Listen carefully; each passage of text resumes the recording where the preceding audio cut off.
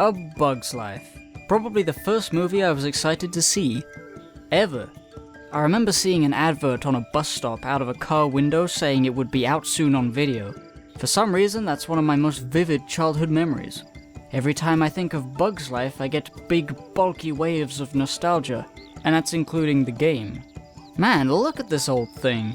I'm surprised I still have it, especially with the booklet. Oh man. Remember game booklets? I sure do. I remember studying it very closely, looking for information on how to help me get through the seed barriers in level 2.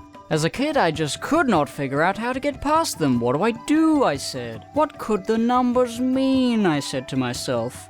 I remember asking my parents for help, and my mum posited that the hieroglyphics on the wall could help, and I spent so long running through that tunnel, looking at all the different hieroglyphics, of which there were like 3 different types, and of course that's not the fucking answer. That's way too cerebral for a kid's game. The number of grains is the amount of grain you need for it to go. Yeah, what a dumbass. It was a simpler time. Oh man, look at that. I can mail them a letter asking for help.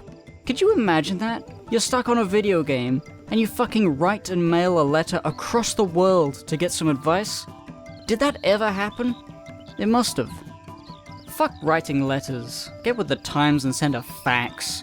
It's way easier. Why am I talking about nothing and reminiscing about the good old days when movies came on cuboids? Why, you ask? It's because this game isn't actually very good and I don't want to admit it. Oh, come on! I used to love this with every fiber of my being.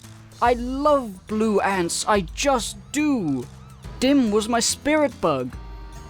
He's dumb, and he's big. That's me. Except the opposite. But it's not actually a classic game that everybody should play. It's not a hidden gem. It's just a rock.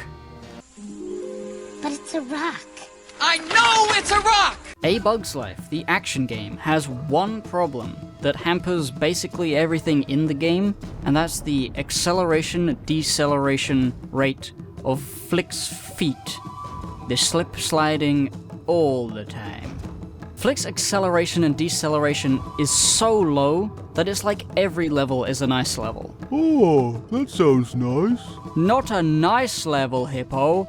An ice level! Well, looks nice to me. The slipperiness affects every aspect of the game because it's part of the movement mechanics.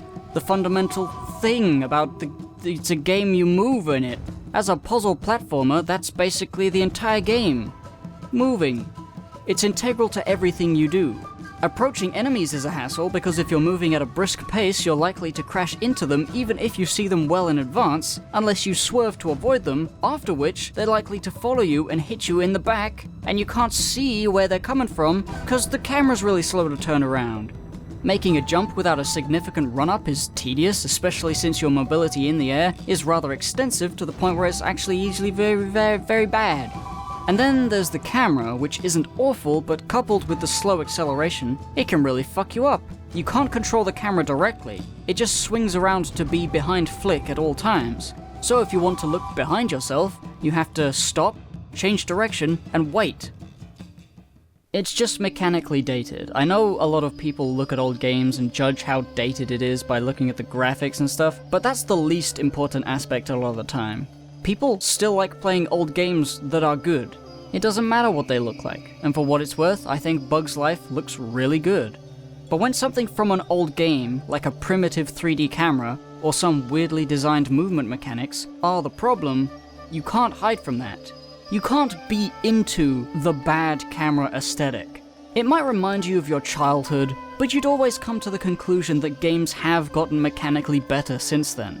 It may seem like I'm being overly harsh on A Bug's Life, and I probably am actually. Forget what I said. It's great, there's nothing wrong with it.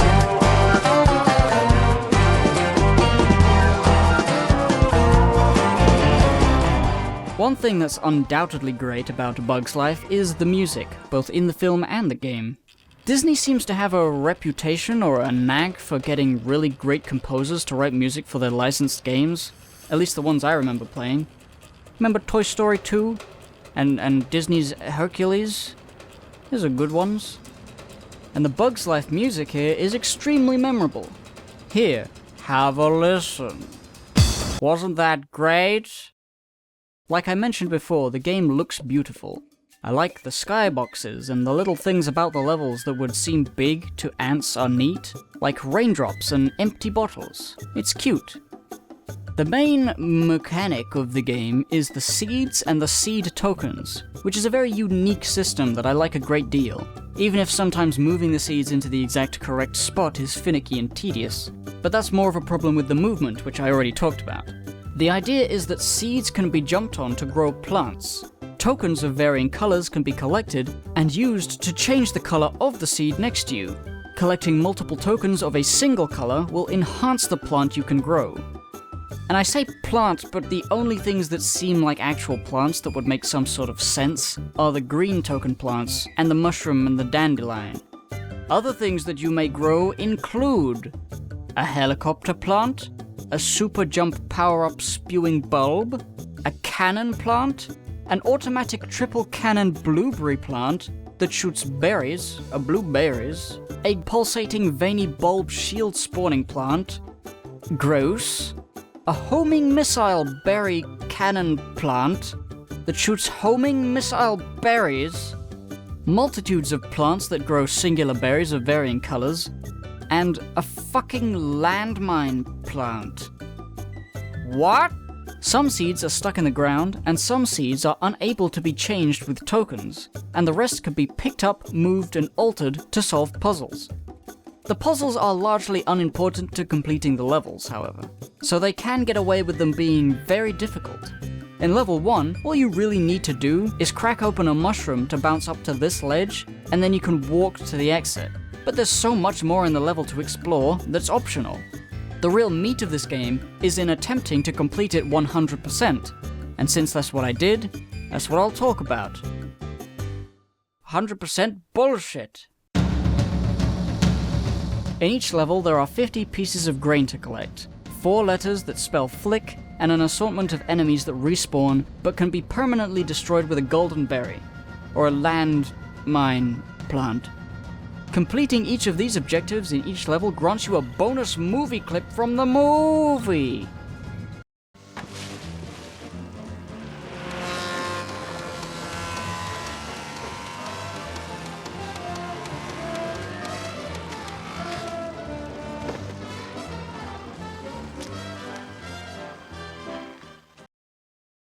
What the fuck was that? Why would I want to watch a crappy looking version of a movie I already have?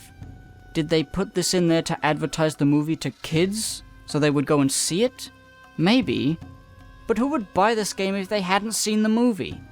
The bonus clips are worthless. Why are they so wide? Were they stretched wide and then letterboxed? Maybe it's... Wait. What the fuck? That wasn't a fully rendered shot. Look.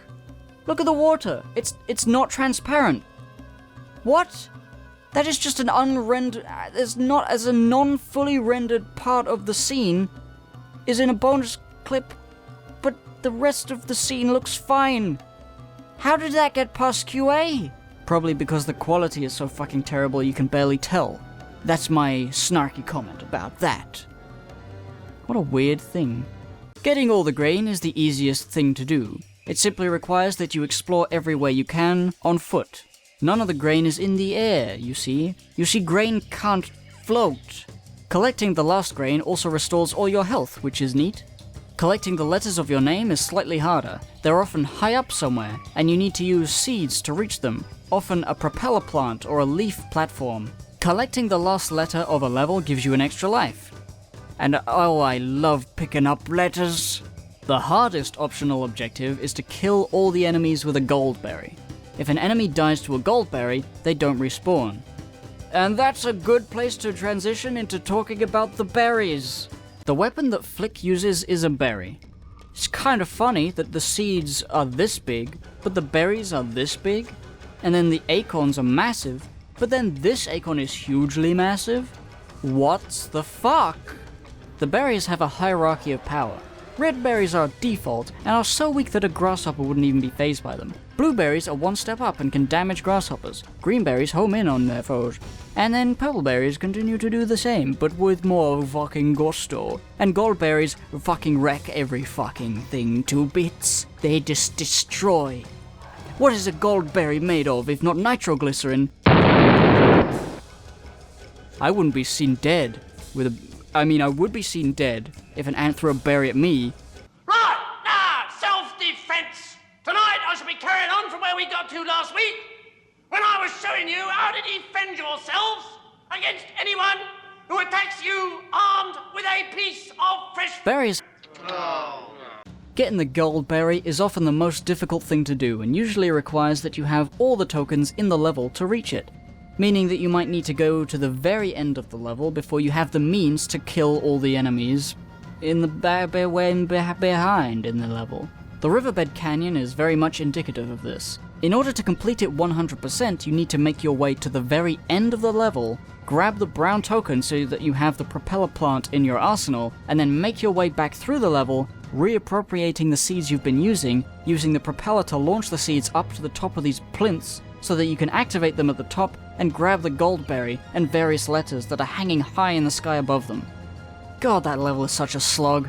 You can't jump while holding a seed, so getting over these gaps requires a propeller plant, which means having 2 seeds, and if you drop the seed down the crack in the floor, it'll respawn back where it first originated, which could be around 5 minutes away if you're not paying attention to which seeds you're throwing.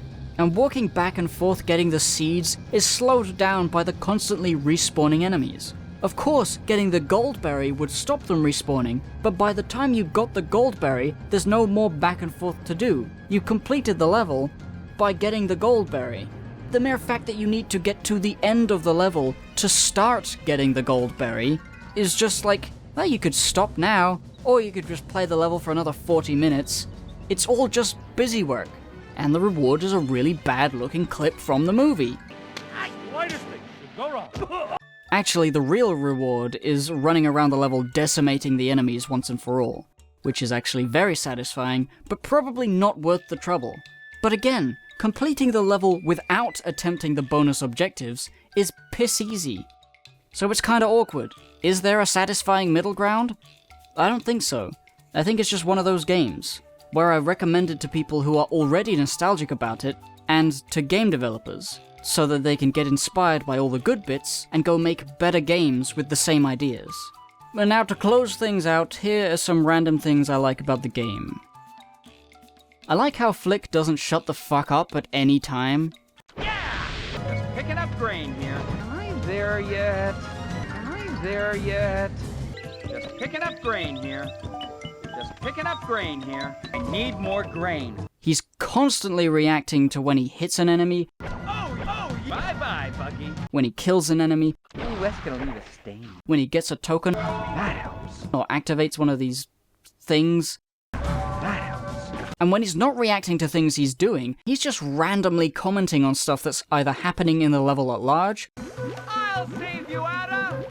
To the riverbed and beyond! Or at things that are happening in his immediate vicinity. Excuse me. Nice one. Or commenting on enemies that are in front of him. Or bosses. Ooh, you have poo-poo hands. Oh, come on! Or screaming. I don't know why I like this. Everything about it tells me I should find it extremely obnoxious, but I don't for some reason. It's especially funny when he speaks so much that he interrupts himself and ends up making an actual new sentence. Gee, they're never gonna believe this back on... Yeah! Bye-bye, Bucky. Similar to that, at the end of a level, he says a phrase if you've completed the bonus objectives, and you can skip to the end at any time. And I love timing it so that he says, F-L-I-K spells, oh yeah! Also this moment. I'll teach you. I'll teach you. I'll teach you. I'll save you, Ada. I'll teach you. That. It's working! I'll teach you. The battle in the bug bar when you're fighting the fucking big fly while tumbling around in the inside of a tin can is really creative and true to the movie at the same time, which I appreciate. There's lots of little bits like that, like how Flick uses a dandelion seed to fly off into the unknown in the movie, and then that becomes a game mechanic in the game. The whole leaving the colony level is very serene and relaxing. You're just sort of flying down, and it's really nice. Despite the horrific bird death scene if you touch the ground. Oh no! Oh no, no, no, no, no! Oh no, no, no! Ah! I like the scary fucking jump scare centipedes that burst out of the walls and almost always fill the frame. Hello, it's me, the main event. Oh, okay, never mind, I'll leave. I also like how you can spin round indefinitely after jumping into a propeller plant. I like this music, I like that place, I like this thing. I like Bug's Life.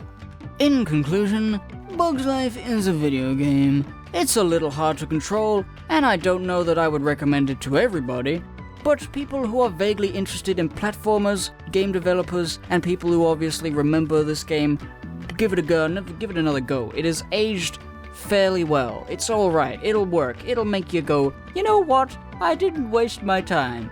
Oh, I like Bug's Life, it'll make you say all those things, exactly the way I just said them. So, thanks for watching. Go to my Patreon and pledge me money because you love me.